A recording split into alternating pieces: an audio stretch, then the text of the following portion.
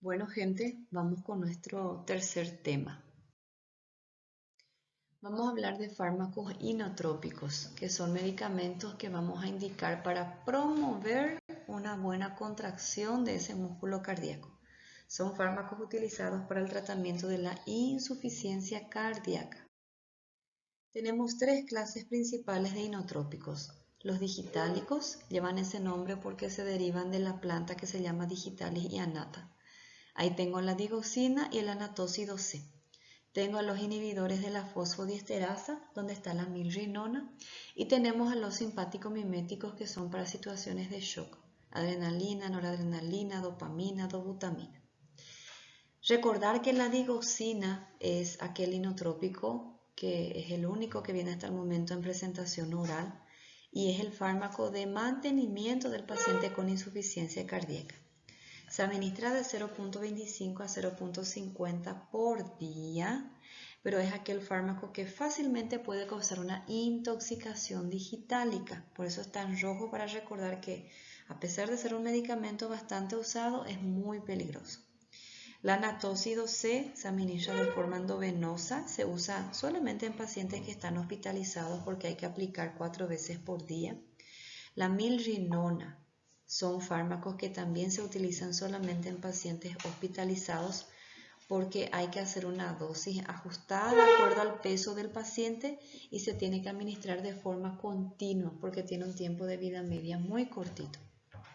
La adrenalina, noradrenalina, dopamina, dobutamina obviamente también son fármacos de uso estrictamente intrahospitalar.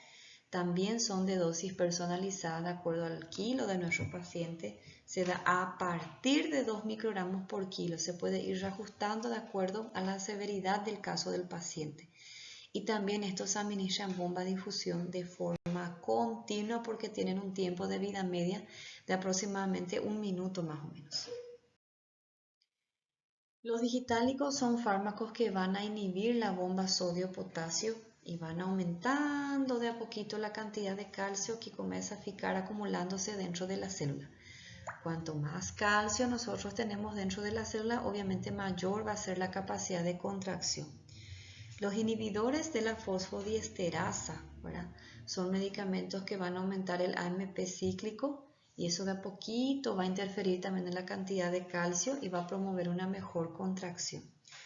Los simpáticos miméticos son medicamentos que van a estimular los receptores adrenérgicos, ¿sí?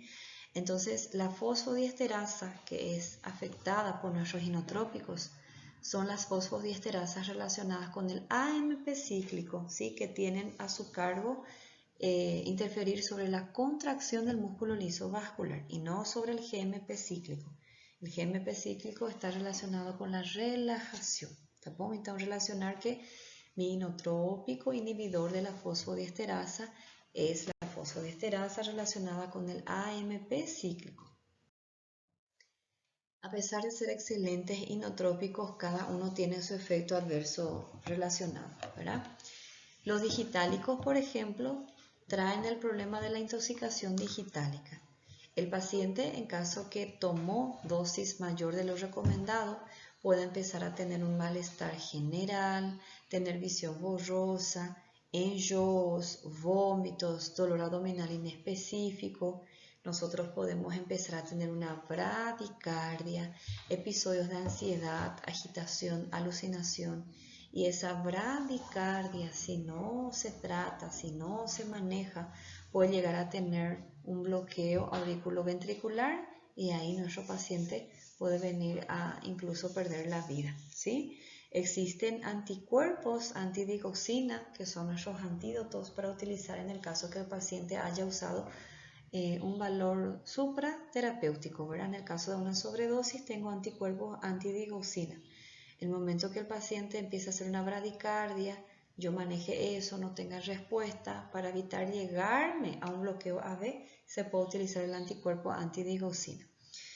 Digitálicos, especialmente la digoxina, ¿verdad? Es el que se usa para el mantenimiento de una insuficiencia cardíaca.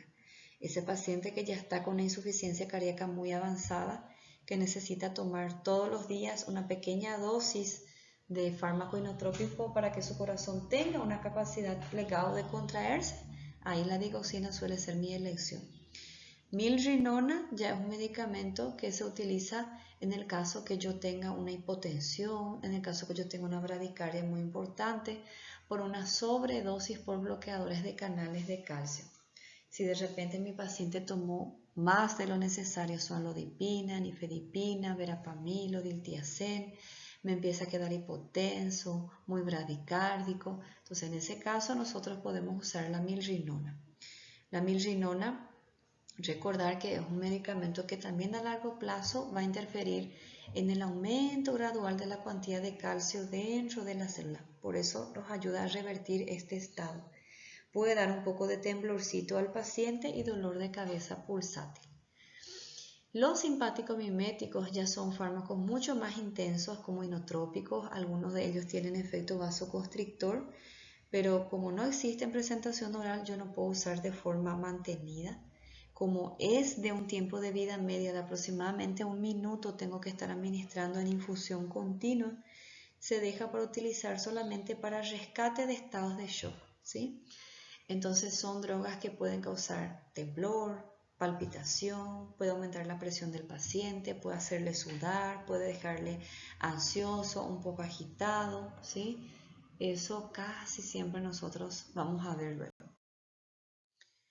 Recordar de evitar, ¿verdad?, que en los pacientes que tienen feocromocitoma, que tengan hipertiroidismo, yo no puedo usar un simpático mimético a no ser que la vida de mi paciente dependa de eso, ¿verdad? O tratar de controlar estas enfermedades de base porque se va a exacerbar mucho más los síntomas.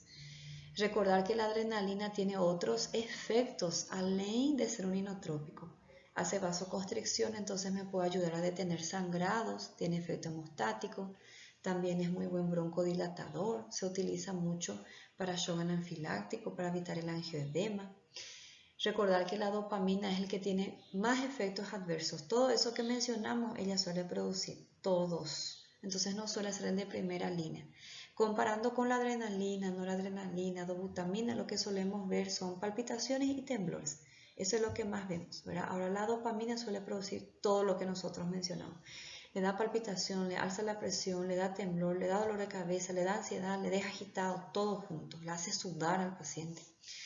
Recordar que la noradrenalina, es el que tiene mejor efecto vasopresor y que la dobutamina es la mejor como inotrópica entre todas ellas. Su efecto es prácticamente todo sobre el corazón, entonces es la que mejor efecto inotrópico nos puede dar en el paciente. Por eso la dobuta suele ser el inotrópico así de primera elección cuando tengo un paciente con insuficiencia cardíaca congestiva ya chocado. El levosimendan es un nuevo inotrópico que está en vías de desarrollo, que también son fármacos que se están tratando de desarrollar en presentación oral para tener una alternativa a la digoxina menos tóxica para ese trabajo de mantenimiento, ¿sí? También son drogas que van a estar aumentando el valor de calcio dentro de la célula. Después tenemos los medicamentos para insuficiencia vascular, ¿sí? Ahí hay 4 grandes fármacos.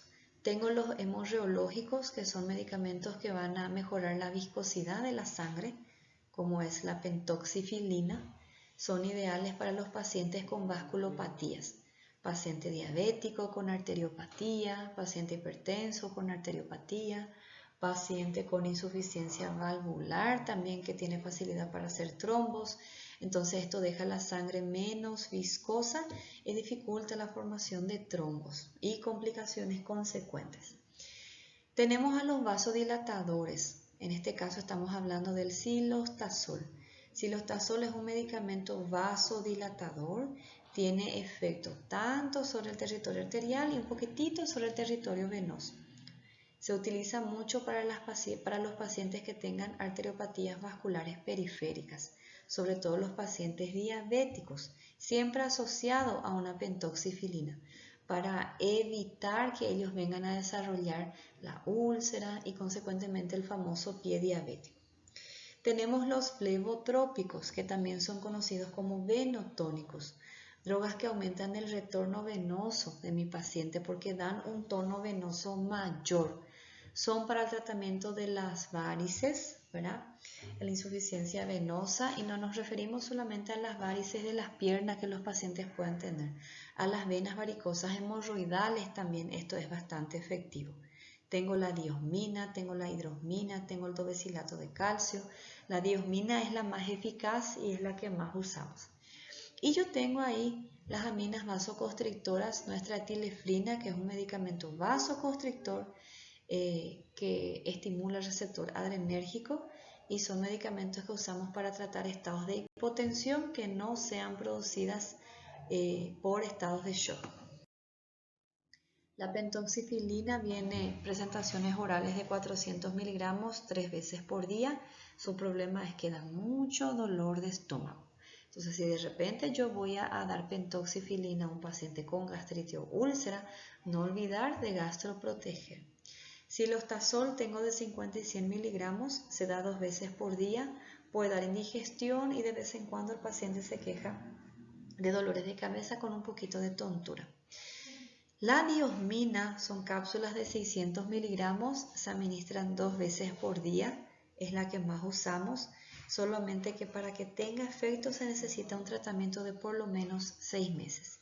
Y nuestra etilefrina tengo presentación oral. Hay gotas, hay pastillas sublinguales, pastillas orales, ampollas que se pueden hacer de forma endovenosa o intramuscular. Como cualquier simpático mimético puede dar palpitación, temblor, cefalea pulsátil, ansiedad, ¿verdad? Si de repente se administró por la noche puedo tener insomnio. Y esto se puede usar a horario 2 a 3 veces por día hasta alcanzar el valor de 120 por 80 milímetros de mercurio de su presión arterial. No trata la causa de la hipotensión, ¿verdad? Pero nos ayuda a mejorar ese punto en el paciente. Si de repente la hipotensión del paciente es por un shock cardiogénico, ahí hay que usar adrenalina, noradrenalina, dobutamina, ya medicamentos con efecto inotrópico. Estos vasoconstrictores son periféricos, entonces no van a ser suficientes. Y después tenemos a los hipolipemiantes, que son fármacos que indicamos para el tratamiento de la dislipidemia, Tenemos 3 grandes clases. Tengo a las estatinas, que se usa para el tratamiento de la hipercolesterolemia. Tengo de los fibratos, ¿sí? Tenemos los fibratos que se utiliza para el tratamiento de la hipertrigliceridemia. Y tengo los inhibidores de la absorción del colesterol, que obviamente es para la hipercolesterolemia. En el Goodman tenemos otras clases como la colestiramina, por ejemplo, que ya son menos utilizados. Estos son los de utilización diaria y es lo que nosotros tenemos que reforzar. Estatina es un medicamento que va a inhibir la hidroximetilglutarilcoenzima A reductasa, que es la enzima encargada de producir el principal sustrato para formar colesterol, que se llama mevalonato. Fibrato ya es un medicamento que va a estimular un receptor nuclear que tengo en tejido periférico. Al estimular ese receptor, yo tengo una mejor utilización de lípidos en tejido periférico, consecuentemente disminuyo su valor en sangre. Y el inhibidor de la absorción del colesterol actúa a nivel local, bloquea el canalcito que tenemos en los enterocitos, impidiendo que se pueda reabsorber el colesterol. Ayuda a eliminarse toda esa grasa a través de las heces, por lo que puede producir un poco de esteatorrea. ¿Cuáles son las estatinas? Simvastatina, atorvastatina, rosuvastatina y las otras. Fibratos, ciporfibrato o ciprofibrato, también se puede decir, bezafibrato, gemfibrosilo, etc. Inhibidor de la absorción del colesterol tenemos uno solo.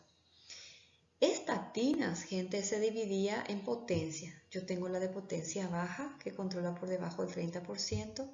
Tengo de potencia moderada, que controla de 30 al 50% de su colesterol. Y tengo de potencia alta, que controla más del 50% de su colesterol. Entonces, potencia baja para hipercolesterolemia leve. Potencia moderada para hipercolesterolemia moderada. Potencia alta para hipercolesterolemia severa, que es el paciente que tiene 300 o más de colesterol en sangre. Yo le elegí modelos para cada potencia. De potencia leve, nuestra simvastatina de 10 miligramos. De potencia moderada, nuestra atorvastatina de 10 a 30 miligramos. Y de potencia alta, nuestra rosuvastatina de 20 a 40 miligramos. todos son de toma única diaria, ¿sí? Una sola vez por día.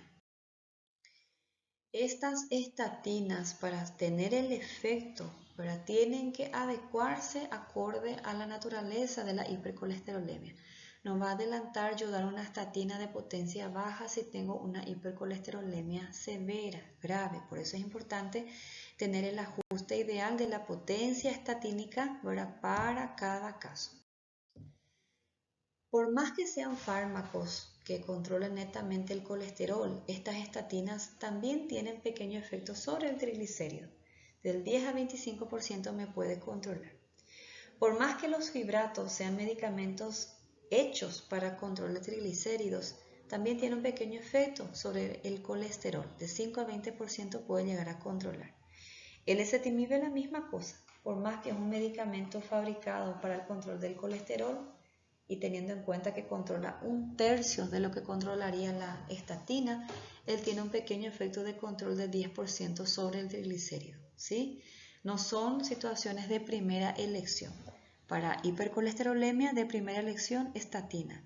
Para hipertrigliceridemia de primera elección, los fibratos. Pero entender que cuando yo administro uno me va a auxiliar a controlar el otro. Si de repente yo tengo un paciente que tiene hipercolesterolemia y hipertrigliceridemia, es mejor tratar de forma individual para nosotros poder controlar con eficacia y disminuir su riesgo cardiovascular que él tiene en ese momento. ¿Está? Comprender nomás que uno va a auxiliar en el otro y viceversa. Y ambos medicamentos, tanto mi estatina como fibrato, son fármacos que van a auxiliar a mejorar el HDL, que es nuestro colesterol bueno.